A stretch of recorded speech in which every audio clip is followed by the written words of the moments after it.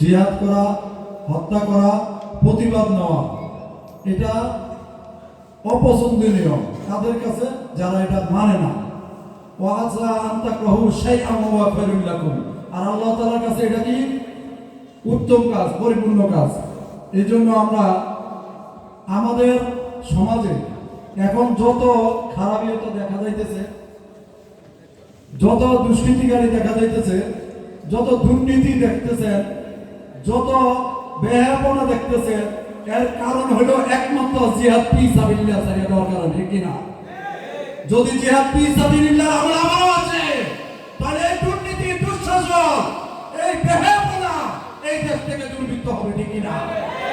এমন জীবন পরিবর্তন, মরণে হাসিবে তুমি, কাঁদিবে ভবন।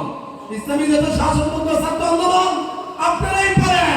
সপ্তম শ্রেণীর যে বইয়ের ভিতরে এই ধরনের শরীর থেকে শরীফার মতো ঘটনা লিখতে পারে, গোটা বাংলাদেশের প্রত্যেক প্রতিষ্ঠানে মেসেজ দিয়ে দিতে হবে যে এই পৃষ্ঠা নয়, এমন যদি আরো কোনো লেখা থাকে সেই পৃষ্ঠাগুলো ছিঁড়ে ফেলতে হবে, কোনো বইয়ের ভিতরে এটা থাকতে পারবে না।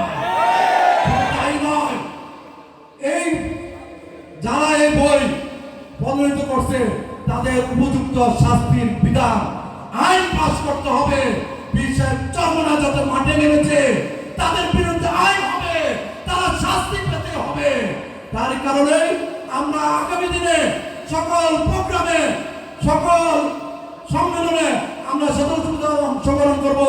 এই আশাবাদ ব্যক্ত রেখে ইসলামী শ্রমিক আন্দোলন ঢাকা মহানগর দক্ষিণের পক্ষ থেকে সংগ্রামী অভিনন্দন এবং শুভেচ্ছা জানিয়ে এখানে আমার বক্তব্য শেষ করছি। আল্লাহ হাফেজ।